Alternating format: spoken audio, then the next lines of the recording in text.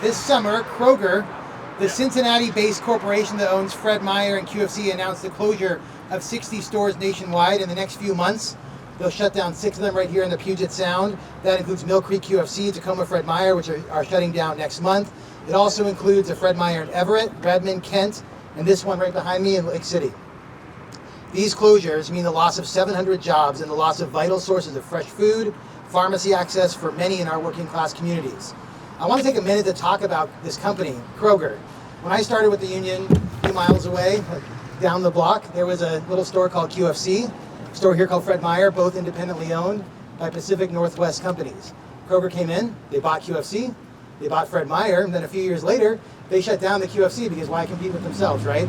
And then now they're shutting down the Fred Meyer. So this is a corporate takeover that shut down these vital, thriving, profitable stores. We use the phrase, whoa, that was close. We use the phrase food desert as if these are naturally occurring places where food won't grow. But if you look around, there's apartment buildings, there's cars, there's people. I had to fight for a parking spot today. These stores can be profitable. Thank you. These aren't food deserts, these are food foreclosures. This is a company coming in and shutting down our neighborhood access to food and pharmacies. And the reason why Kroger is closing these stores is not a mystery. They've said in their own meetings, they've said in their own briefings with their investors, they want to close underperforming stores and open up new ones in neighborhoods where they can make higher profits. This means abandoning working class communities for wealthier ones, where they can use our data, use facial recognition software to charge us more for groceries. For Kroger, these aren't community anchors. These are lines on a spreadsheet. And I know one thing about Seattle. We will fight back against being a line on a spreadsheet. So we're also here today to choose the fighter that our union, UFCW 3000, wants in the mayor's office to take on that fight right here in Seattle. That fighter, that coalition builder, is Katie Wilson, who has pledged to stand shoulder to shoulder with our grocery store workers in the fight to ensure fresh food for all. But before we get into the politics and the policy, we want to amplify the voices of the workers and shoppers whose lives have been thrown into disarray with the announcement of these closures. So first, I'd like to welcome up Melissa Rose to the stage. Joe Mizrahi.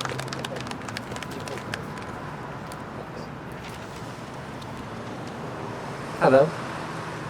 Hi, my name is Melissa Rose. I've worked at Fred Meyer for over 5 years. I'm currently the health and beauty lead at the store.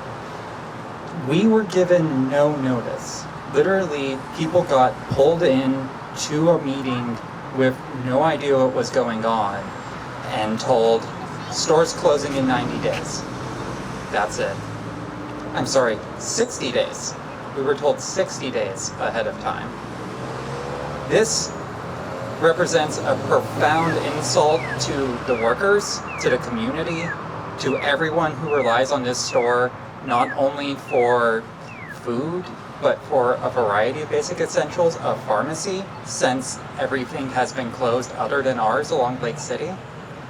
This is an insult to all of us. And it's being claimed it's because of theft, and everyone here can tell you that that's nonsense. There was a spike in theft in COVID, there's numbers to show it, but since then the theft has gone back down to normal. Even the Seattle Police Department will tell you that theft has gone down. So what it is just they don't want to invest in neighborhoods, they don't want to invest in communities, they just want to cut costs in order to do shareholder buybacks in order to increase their stock price. This is something that's going to hurt everyone who works here. I know people have worked here for 30 or 40 years. I know so many of us who walk here to work or just have to bus here to work. I know so many people who come into this store who come in from the retirement communities just up the road. They're in mobility devices. How are they going to get anywhere else? This is going to be a loss to all of us. And I'm sad, I'm angry, and I just earnestly hope that things will be better in the future. Thank you.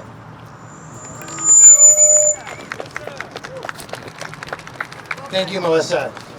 Now I'd like to welcome up Lake City Fred Meyer customer, Margaret Shield, to the podium.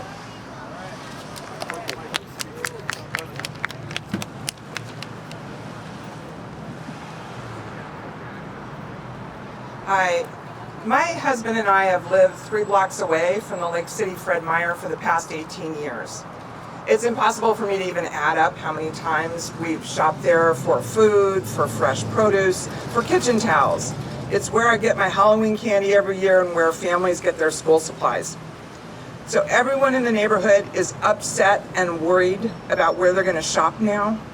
We can't get everything we need at Grocery Outlet, and it is a long, hilly walk to the next QFC or Safeway. You know, a few years back, we were hopeful when we saw new businesses popping up along Lake City Way, but we lost a lot of those during the pandemic.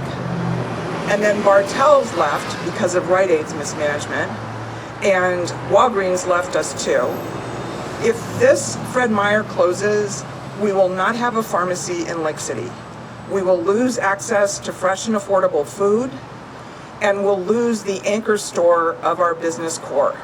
It's really a crisis. So Kroger and Fred Meyer have asked for our loyalty as customers, and we've given it to them. This store is busy day and night. People of all economic levels shop there. Now Kroger is going to walk away from Lake City, and it feels like a betrayal. So I want to call on Kroger's executives to keep this Fred Meyer open and be good partners with our community. Invest in this store like Kroger has invested in the Fred Meyers in Greenwood and Shoreline. You know, I've noticed the grocery prices are the same in all of those stores, so why is it only the more affluent neighborhoods that get the remodel? We're worth it too. Lake City also needs and deserves a better partnership with City Hall. For too long, Seattle's leaders have treated us like we're a throwaway place. They've ignored us. Well, Lake City is not a throwaway. We are a great, vibrant community. We deserve more attention and support from city leaders. And so that's why I'm supporting Katie Wilson for mayor. Katie will listen to our community, she'll listen to the unions, she'll work with businesses to revitalize Lake City and other struggling neighborhoods throughout Seattle. We really need a change here, and Katie can help us make it happen. Thank you.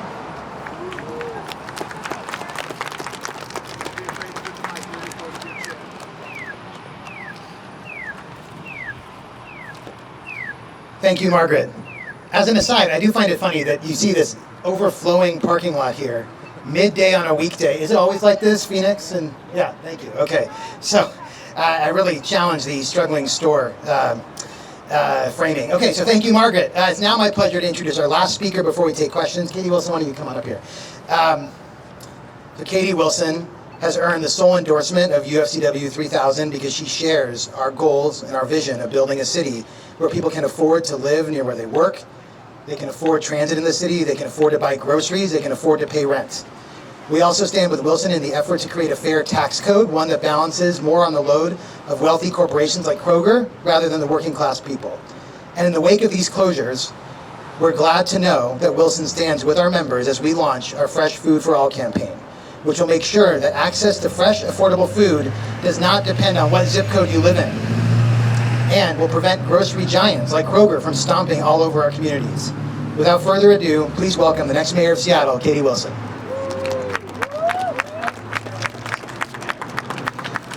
Thank you, Joe. I want to thank UFCW 3000 for bringing us together today and for the energy that you bring every day to the fight for grocery workers and for all working families. Thank you to Melissa and Margaret for stepping up and speaking out. I know it takes guts to challenge powerful corporations, just like it takes guts to challenge the powerful politicians whom corporations often support. I'm here to accept Margaret's challenge to elected officials. Every neighborhood in this city matters and deserves investment, especially the ones who've seen too little of it. Fred Meyer's corporate PR machine wants us to look at their decision to close these stores and to take their excuses at face value. They want us to think it's about crime and poverty and what they like to call regulatory burdens, which means high wages and strong labor standards. But don't fall for it. This closure is about just one thing: corporate greed. Sure, the grocery business can be tough, but the Kroger Corporation is thriving. They're the second biggest grocery chain in the country. They reported an operating profit of $1.3 billion just last quarter. And while they're making the choice to walk away from communities that have supported them for decades, they paid their CEO more than $15 million last year. That's 457 times what they pay their median employee.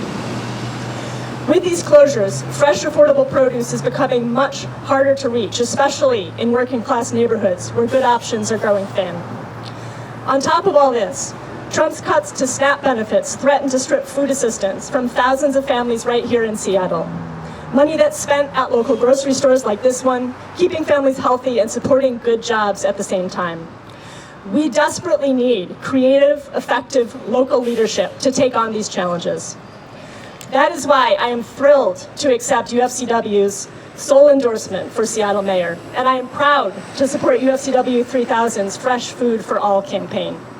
Access to affordable, healthy food is a basic right. We cannot allow giant grocery chains to stomp all over our communities, close stores at will, and leave behind food deserts. Together we can build a Seattle where fresh food is for everyone, not just for those who can afford it. Food deserts are not natural. Corporations create them when they abandon our communities. As mayor, I'm excited to step up and with UFCW explore public option grocery stores to fill those gaps. We will also work to ban surge and surveillance pricing. An algorithm should not set the price of your grocery bill. Families deserve stability, not digital discrimination. We will also ensure that companies offer fair discounts to customers. Companies should not be locking discounts behind smartphones, making them inaccessible to elderly and low-income shoppers.